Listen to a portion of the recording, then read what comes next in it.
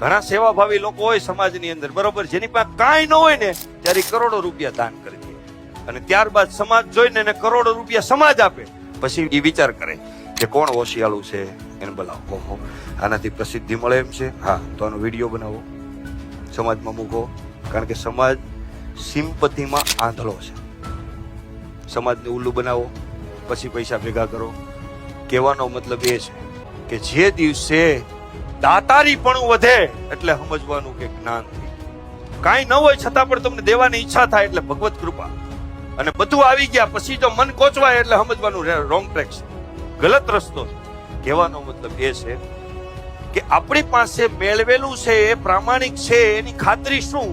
તો કે એ મેળવા પછી આપણા અંદર વિનમ્રતા આવે તો સમજવાનું કે એ નીતિનું ધન છે, અને એ આવ્યા પછી આપણને એમ કહેવાનું હું બતાવી દઉં, ઓલાને કહી દઉં, એટલે સમજવાનું તું કેક નો કે પણ એ રોંગ ટ્રેક છે.